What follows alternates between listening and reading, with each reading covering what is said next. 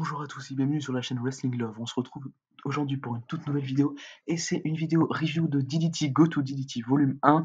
C'est le deuxième show de DDT de l'année, donc c'est un plutôt gros show quand même. Il y a deux matchs de championnat et pas des moindres, c'est les titres tag et Universal. Et donc oui, c'est le vraiment premier gros show de l'année pour la DDT. Ça se passait au Korakuen Hall en plus.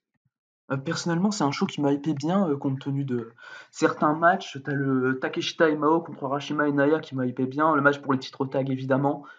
Un peu moins le match pour le titre Universal parce que Shota, mais quand même, je m'attendais à de la bonne action. Mais dans tous les cas, c'était un show qui avait l'air très très cool au niveau de la carte en tout cas. Et on va donc commencer tout de suite la review de ce show avec le premier match. C'était Hideki Okatani et Tomomitsu Matsunaga qui ont battu Keigo Nakamura et Toi Kojima. Ça a duré 7 minutes. Le résultat est pas surprenant étant donné que Toi Kojima a vraiment débarqué il y a quelques semaines chez DDT, il a débarqué en décembre, donc c'est pas surprenant. Personnellement, j'ai mis 3 étoiles, j'ai trouvé qu'il y avait de la bonne action, des bons échanges. J'aime beaucoup Keigo Nakamura. Euh, Hideki Okatani qui fait le tomber sur Kojima, j'approuve étant donné que Okatani c'est celui qui avait fait le premier match de carrière de Kojima, c'est contre Okatani et c'était Okatani qui a gagné. Donc s'il y a un petit truc à faire, voilà, ça peut être toujours très cool. Mais du coup, voilà, pour moi, c'est un 3, c'est un dark match, hein, mais ça reste quand même bien solide. Du coup, ensuite, on va passer à un 8-man tag team match d'Anjo Kudino, Saki Akai, Sanshiro Takagi et Toru Owashi contre Akito, Kazuki Hirata, Super Sasadango Machine et Antonio Honda. J'ai mis 2,75, personnellement, ça a duré une dizaine de minutes environ. C'était un match bien, c'est ma moins bonne note du show. Bon, c'est quand même 2,75, c'est au-dessus de la moyenne. Il y a quelques moments très très drôles quand Saki Akai arrive en blouson, en sac à main et se fait voler son sac par Hirata, je crois. C'est vraiment très drôle. Mais voilà, c'est le seul match vraiment du show dans le but de faire de la comédie.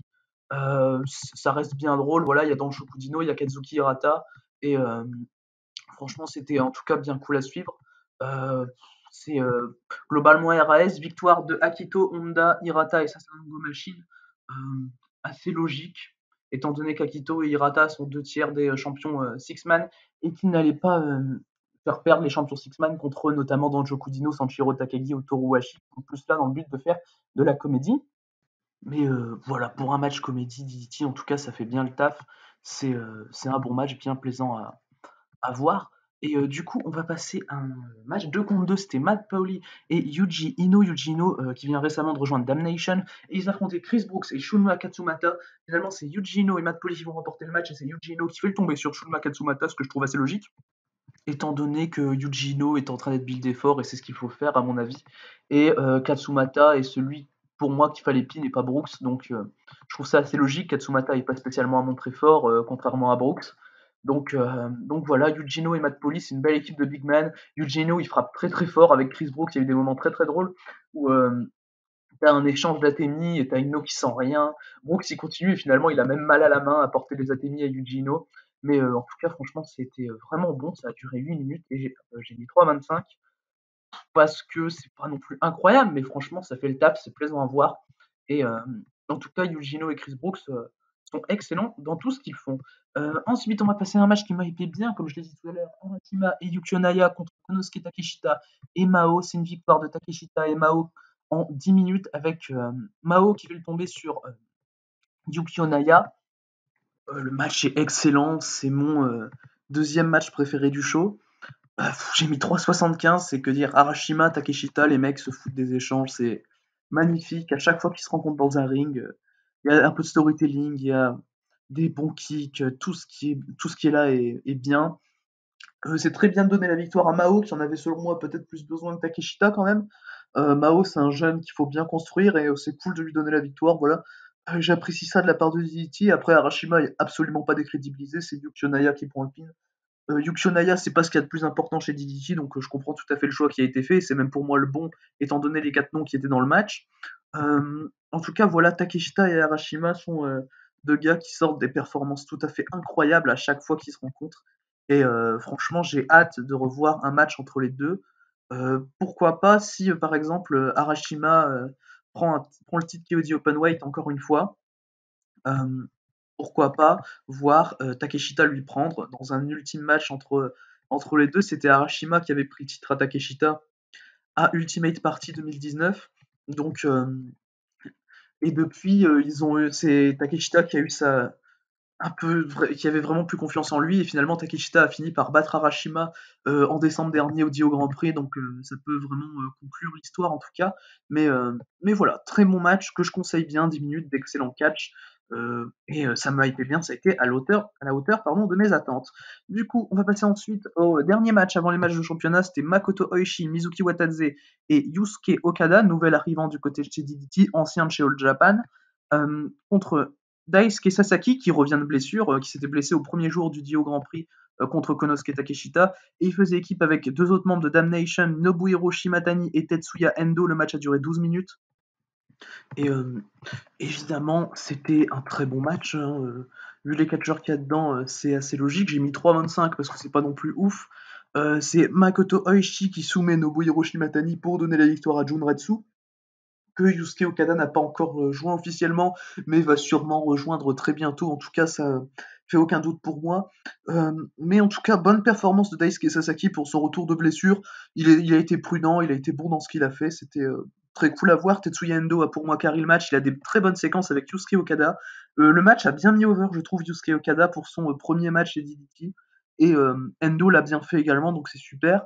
On se dirige vraisemblablement vers un Oishi contre Endo avant le Akiyama contre Endo, parce qu'il faut le rappeler que Oishi avait soumis Tetsuya Endo durant le Dio Grand Prix. Mais enfin voilà, Oishi contre Endo, c'est un truc que tu fais dans un show pas trop gros. Ça me choque pas, même si ça me dérange un peu qu'Oishi quand même soumis Endo. Je l'avais dit dans ma review de ce jour-là du Dio Grand Prix.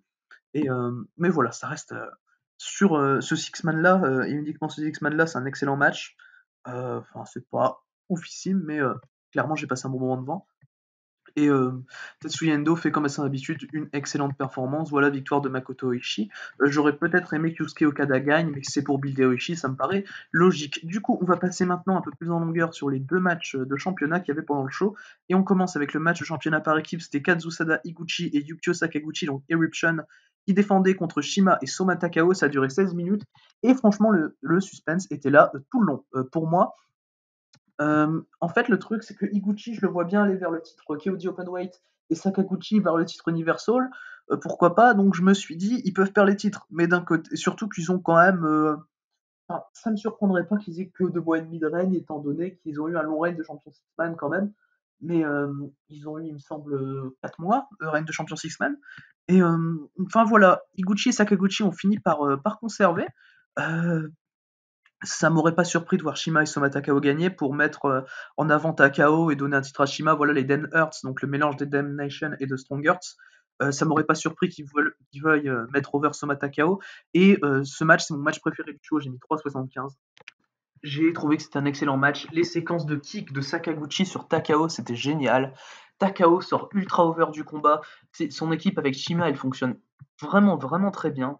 C'est 16 minutes d'excellent catch. J'ai failli mettre 4. J'ai mis 3,75. Higuchi et Sakaguchi, c'est une excellente équipe. Hein. Higuchi, la force, et Sakaguchi, la technique. C'est super. Et les deux font super bien leur taf. C'est vraiment ce que j'attendais. Ça aurait peut-être pu aller plus haut en termes de notes, mais ça reste vraiment, vraiment génial. En tout cas, comme match, c'est le meilleur match du show pour moi, celui qu'il faut vraiment rattraper. Je suis pas en train de dire que c'est un match of the year contender, mais c'était excellent. Voilà, c'est un 3,75-4, c'est pas plus. Mais ça reste vraiment un excellent match, très satisfaisant pour ma part. Je suis content que Soma Takao soit dans un match comme ça, parce que Soma Takao, c'est un catcheur que j'adore. Depuis que j'ai commencé DT, j'adore Soma Takao. Et je suis content qu'il soit dans un match pour un titre par équipe comme ça, avec autant d'exposition, et leur donner 16 minutes. Voilà, j'ai trouvé que c'était excellent. En tout cas, ce qui a été proposé me convient parfaitement. Et voilà, je pense que c'est le match qu'il faut en tout cas rattraper du show. Donc conservation d'Iguchi et Sakaguchi. Ce qui est bien également, comme j'ai dit tout à l'heure, c'est qu'il y avait du suspense pour moi tout le long, étant donné que les deux équipes pouvaient possiblement gagner. Donc voilà, ça m'a fait encore plus apprécier le match possiblement. Du coup, on va maintenant passer au main event qui était pour le titre Universal. Yuki Ueno défendait le titre contre Shota. Le match a duré 17 minutes. Shota, qui est, je le rappelle, champion Six-Man avec Akito et Kazuki Hirata. Shota, qui est overpush du côté de chez DDT selon moi par rapport à ses récentes apparitions qui sont très mineures. Voilà, Shota, c'est pas quelqu'un qui apparaissait beaucoup chez DDT. Puis il a gagné le championnat Six-Man. Puis il a conservé les titres lui-même. Enfin voilà. Puis maintenant il a un match au championnat universel. Je me dis Shota est clairement overpush quoi. Il est pas souvent là. Et, et là, et je le trouve vraiment trop haut dans la carte, en tout cas selon moi, Shota. Même qu'il était Six-Man, à la limite, ça me dérange pas, mais pas plus, quoi. Déjà, ça m'avait un peu dérangé sur le coup. Mais du coup, je vais rentrer dans le match. Le match, c'est un 3,75 pour moi. C'est mon troisième match préféré du show. Donc j'ai 3 matchs à 3,75. Yuki Ueno conserve le titre en 17 minutes. Le match est super. Des très bons spots. Un peu de high fly avec Ueno. Shota suit bien. Ueno se dégage du roll-up spécial de Shota. Le match est vraiment cool dans son ensemble. J'ai passé un bon temps devant ces 17 minutes de catch. Je suis content que Yuki Ueno garde son titre. J'en avais peur parce que Shota me fait peur. Là, il est dans un match de titre, ça me fait peur, hein. Shota, je le vois pour les titres universels, je me dis oula, j'espère que Shota va pas gagner. Finalement, Ueno a gagné, ça me rassure. C'est logique. Ils veulent donner de l'exposition à Shota. Il a qu'à apparaître à tous les shows et ça m'ira, ou quasiment à tous les shows, en tout cas comme Ueno, comme tous ceux qui sont push. Comme un Mao, qui est push depuis récemment. Quand même, avant, Mao apparaissait pas à tous les shows, et là, il a son push et il apparaît vraiment très très souvent, si ce n'est à tous les shows, Mao. Mais voilà, Shota en tout cas qui perd cette chance au titre Universal. Le match est bien, je sais pas ce qu'il faut rattraper en priorité, mais c'est quand même très bon. Enfin, comme le dit ma note, j'ai mis la même note qu'à mon match préféré du show, donc voilà. Et Yuki Ueno contre Shota, donc c'est un match que je conseille dans ce show en tout cas. Du coup, le show est très bon. Personnellement, j'ai trouvé que c'était vraiment un très bon show. C'est pas non plus un show vraiment à rattraper dans son ensemble, mais s'il y a des matchs à rattraper, c'est le match pour le KOD Tag, selon moi. Le match Takeshita et Mao contre Arashima et Naya, qui est un excellent match par équipe. Et le match pour le titre Universal, qui est également pour moi très très cool. Et d'ailleurs, j'ai oublié de le dire, mais comme je le dis souvent, Yuki Ueno, il fait des performances quand même époustouflantes régulièrement pour son jeune âge. Voilà, je voulais quand même le rajouter. Mais du coup, c'est la fin de cette review de DDT Go to DDT Volume 1. Et d'ici les prochaines vidéos, je vous dis à la prochaine.